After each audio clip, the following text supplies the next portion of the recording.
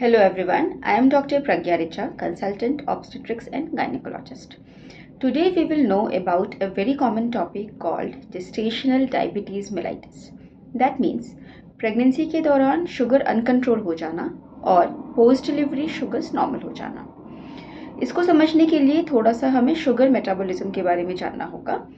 जैसे हम कुछ भी खाते हैं तो वो हमारी बॉडी में शुगर की फॉर्म में रिलीज होता है। ये शुगर जितनी भी आपको यूज़ करनी है वो यूज़ हो जाती है और जो बच जाते हैं वो इंसुलिन के कारण आपकी बॉडी में स्टोरेज के फॉर्म में जमा हो जाता है। But during pregnancy hormone changes के कारण इंसुलिन रेजिस्टेंस हो जाता है किसी किसी महिलाओं में, जिसके कारण आपकी शुगर जो आप खा रहे हो वो स्टोरेज में ना जाके आपके ब्लड शुगर्स को बढ़ा देता है। कौन कौन से लोग हैं जिनमें ये प्रॉब्लम होने की शिकायत ज़्यादा होती है? First of all, if you are Indian you are at high risk.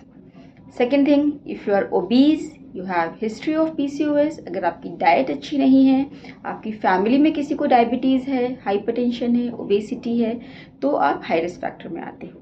अगर आपकी फर्स्ट प्रेगनेंसी में आपको जीडीएम थी या फिर फर्स्ट प्रेगनेंसी में बच्चा 4 किलो से ऊपर का था तो आप हाई रिस्क कैटेगरी में आते हो, आपको जीडीएम हो सकता है।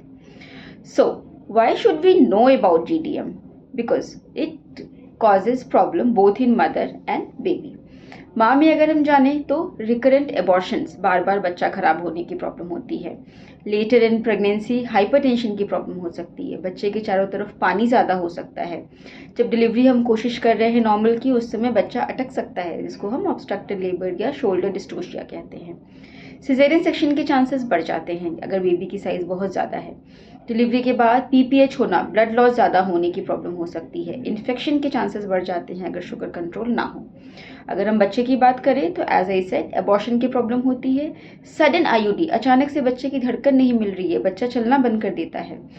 या फिर डिलीवरी के बाद हाइपोग्लाइसीमिया, बच्चे की शुगर अचानक से कम हो जाना, बच्चे को सांस लेने में प्रॉब्लम होना, ये सारी चीज़ें माँ और बच्चे को फेस करनी पड़ती है। So we should know about GDM and we have to handle it carefully. इसके लिए जब भी आप अपने डॉक्टर के पास जाते हैं तो डॉक्टर अपने फर्स्ट विजिट्स में आपकी शुगर टेस्ट ज़रूर करते हैं और आपको इसके बारे में जानना चाहिए। अगर शुगर टेस्ट में आपकी टेस्ट नॉर्मल आई है तो फिर हम 24 टू 26 वीक्स के आसपास आपको एक ग्लूकोज चैलेंज टेस्ट करते हैं, जिसमें हम हाई डोज ऑफ ग्लूकोज आपको पिलाते हैं एंड वी सी कि whether your body is able to absorb and utilise that sugar.